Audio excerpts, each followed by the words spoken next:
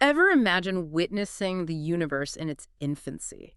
Like way back when stars first flickered on and galaxies began to form. It's incredible to think about, isn't it? That's exactly what we're diving into today. We're talking about those groundbreaking discoveries from the James Webb Space Telescope, the ones pushing the boundaries of what we know about the early universe. And specifically, we're looking at supernovae. Those spectacular stellar explosions. And let me tell you, they're more than just dazzling light shows. You sent in this fascinating article from Science Daily about Webb's findings. And it's rocking the world of astrophysics. So to kick things off, can you give us a little background? What makes the James Webb Space Telescope so revolutionary? The James Webb Space Telescope, or JWST, allows us to see farther back in time than ever before.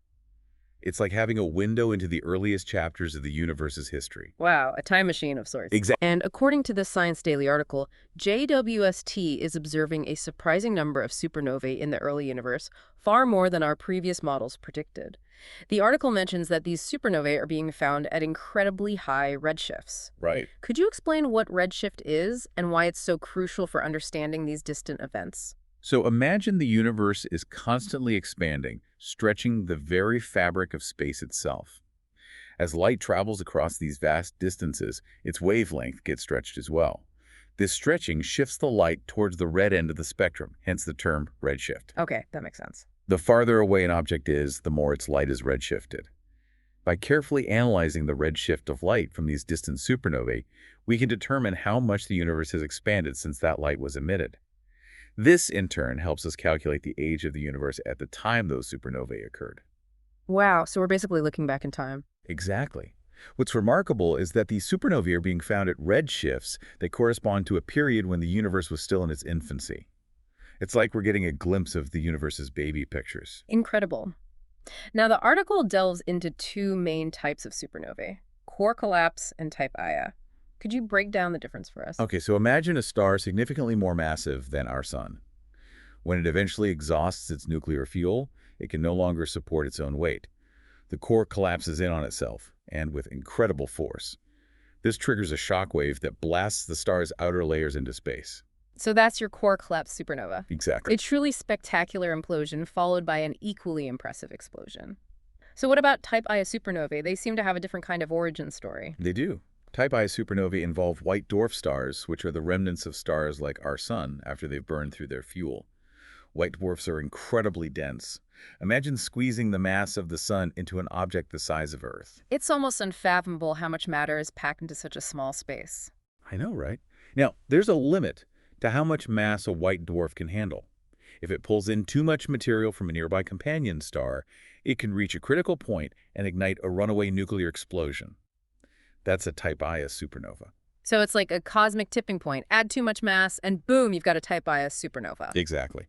And these type Ia supernovae are particularly exciting for astronomers, right? They act as what researchers call standard candles. That's right. Because type Ia supernovae always detonate with roughly the same intrinsic brightness, we can use them to measure cosmic distances with remarkable accuracy. By comparing their observed brightness to their known luminosity, we can calculate how far away they are. Imagine them as lighthouses in the vast cosmic ocean. Cosmic lighthouses, I love that. It's like having a cosmic ruler to measure the universe. Precisely. And this is where the JWST's discoveries become truly groundbreaking. Because it's finding these cosmic lighthouses farther back in time than we ever thought possible. You got it. And the implications of that are enormous. This is where I think things get really intriguing.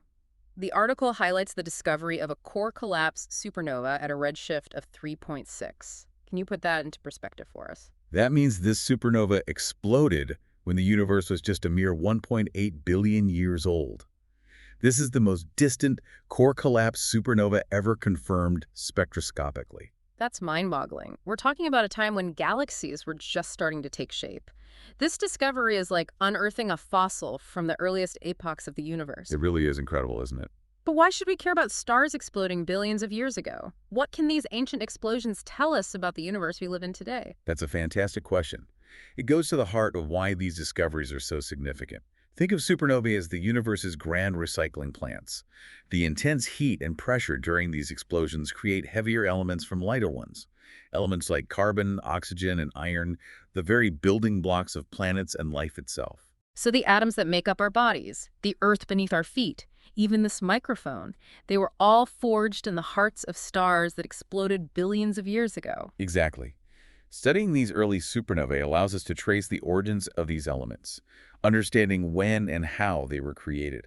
It's like piecing together a cosmic family tree, connecting the stars that lived and died billions of years ago to the world we see around us today. That's incredible. It makes you realize that we're not just observing the universe, we are a product of it. We are very much part of this grand cosmic story. But it's not just about looking back, it's about what these discoveries tell us about the universe's evolution.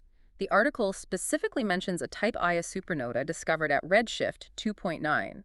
Now, this is particularly exciting because it smashes the previous record. Absolutely. The previous record for the most distant spectroscopically confirmed Type Ia supernova was at a redshift of 1.95. This new discovery at redshift 2.9 places it a staggering 11.5 billion years in the past. And this has significant implications for our understanding of the universe's expansion rate, a topic that's still the subject of much debate and research. And that's where the real mystery begins. We're not just talking about ancient history here, we're talking about fundamental questions of the nature of the universe itself. Exactly. But to unravel those mysteries, we need to dig deeper into what these discoveries reveal about the early universe, a place vastly different from the cosmos we observe today. A universe full of wonder and secrets waiting to be uncovered. You mentioned that the early universe was a very different place from the universe we see today. Can you elaborate on that? What was so unique about the stars and galaxies that existed in those early chapters of cosmic history? Well, one of the most significant differences is the chemical composition of the early universe. After the Big Bang, the universe consisted mostly of hydrogen and helium, the two lightest elements. It was within the fiery furnaces of those very first stars that heavier elements, what astronomers call metals, were forged through nuclear fusion. When those stars exploded as supernovae, they scattered these newly formed elements into space, seeding the interstellar medium from which subsequent generations of stars and galaxies would form. So these early stars were like cosmic pioneers, enriching the universe with the ingredients for planets, life, and everything we see around us. Precisely. Now, because those early stars formed from material largely devoid of heavier elements, they evolved differently than stars like our Sun. So how did this lack of heavier elements impact the way these early stars lived and died?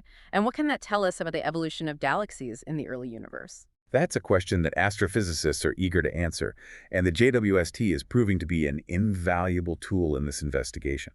You see, the presence of heavy elements can significantly influence a star's lifespan, its internal structure, even how violently it explodes as a supernova. So by studying these early supernovae and comparing them to their counterparts in the present-day universe, we can start to unravel how the abundance of elements has changed over cosmic time. Yes, and that's just the beginning. We're on the verge of an entirely new understanding of the early universe, thanks to the unprecedented capabilities of the JWST. It sounds like we're entering uncharted territory in our understanding of the universe's evolution. What are some of the other mysteries that scientists hope to uncover by studying these early supernovae? What might we find as we continue to push the boundaries of what we can see with telescopes like the JWST? That's the most exciting part. We're just scratching the surface. The deeper we peer into the cosmos, the more questions arise. Imagine, for instance, finding a supernova so distant that it exploded just a few 100 million years after the Big Bang. Such a discovery would provide invaluable insights into the formation of the very first stars, the so-called population 3 stars, which have long been shrouded in mystery. Wow. Witnessing the explosive death throes of the universe's very first stars would be truly remarkable. It would be like watching the opening act of the universe's grand drama unfold before our very eyes.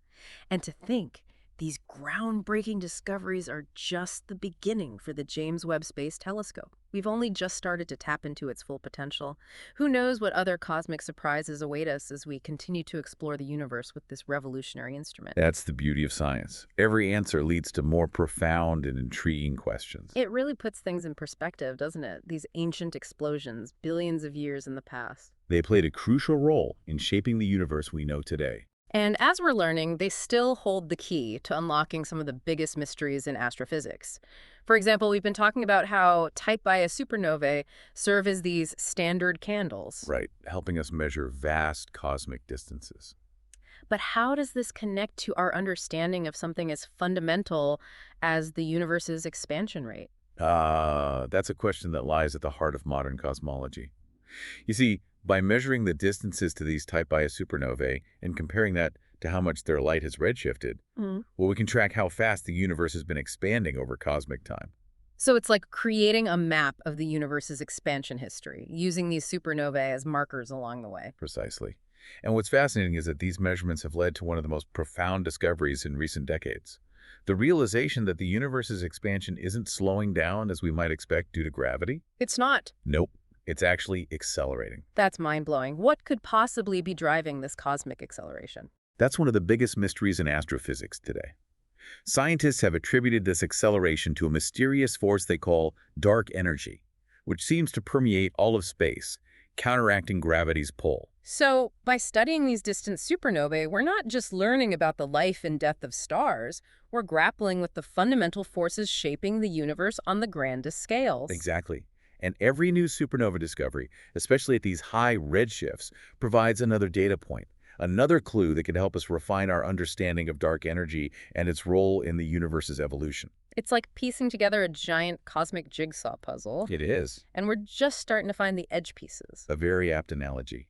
Now let's delve a bit deeper into how the unique conditions of the early universe influence those early supernovae.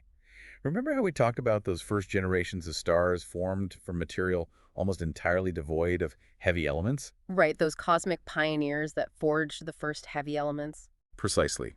Those early stars lived fast and died young, going supernova in a fraction of the time it takes stars like our sun to exhaust their fuel. Their explosions were likely more powerful too, potentially enriching the early universe with heavy elements at a faster rate than we previously thought. So these early supernovae were not only creating the building blocks of planets and life, but they were also influencing the evolution of galaxies themselves. You've got it. And because these early stars had a different chemical makeup, their explosions likely produced different ratios of elements compared to supernovae we observe in the present-day universe. So by studying the light from these ancient explosions, can we actually determine the chemical fingerprints of those early stars? Absolutely. It's like cosmic archaeology, analyzing the light from these supernovae to decipher the chemical composition of the stars that exploded billions of years ago. And that can tell us a lot about how the universe transitioned from its simple beginnings to the complex cosmos we observe today. It's incredible to think that by studying the light from these distant, long-gone stars. We can piece together the history of the universe and our place within it. Now, the article hints at the tantalizing possibility of finding even more distant supernova with the James Webb Space Telescope. What would it mean if we could push even further back in time, closer to the very beginning of the universe? That's the ultimate quest in cosmology, to witness the universe in its infancy, a time when the very first stars and galaxies were forming. We're talking about an era just a few 100 million years after the Big Bang, right? Exactly. This is a period known as the epoch of reionization, when the universe transitioned from a hot, dense soup of particles to a cosmos filled with light and the first luminous objects. It's like the cosmic dawn. When the universe first lit up with stars, what might we learn by observing supernovae from this enigmatic era? Everything. These early supernovae would provide invaluable insights into the nature and evolution of those very first stars, the so-called population 3 stars, which we believe were significantly more massive and short-lived than stars in the present-day universe. Their explosions would have seeded the early universe with the first heavy elements, paving the way for the formation of galaxies and ultimately everything we see around us today. So these early supernovae weren't just cosmic fireworks. They were the architects of the universe as we know it. Exactly. And while we haven't observed a supernova from this early epoch yet, the James Webb Space Telescope, with its unprecedented sensitivity and ability to peer deep into the past, holds the key to unlocking this final frontier in cosmic history. It's like opening a new chapter in the universe's story, one that has the potential to rewrite our understanding of the cosmos and our place within it. But for now, we have these remarkable discoveries from the early universe, pushing the boundaries of our knowledge and igniting our curiosity about the vastness of space and time. It's awe-inspiring to think about those early supernovae, the ones that might have heralded the birth of the first stars and galaxies. It really highlights how much we're still discovering about the universe's grand narrative. As we delve deeper into these cosmic mysteries, it begs the question, what are the implications of these discoveries for our understanding of the universe and our place within it? Where do we go from here? That's the beauty of scientific exploration. It's a never-ending quest for knowledge. Each discovery opens up new avenues of inquiry, pushing the boundaries of what we thought we knew. The James Webb Space Telescope is poised to revolutionize our understanding of the early universe, and these supernovae observations, just the tip of the iceberg. Wow. As we continue to gather data, we can expect even more surprises, more mysteries to unravel. I'm particularly intrigued by the possibility of finding those elusive population 3 stars, the very first generation of stars to illuminate the universe. What are some of the challenges in observing these ancient stellar giants? The challenge lies in their distance and faintness. These stars existed so long ago that their light has been stretched and weakened by the universe's expansion. It makes them incredibly difficult to detect, even with the most powerful telescopes.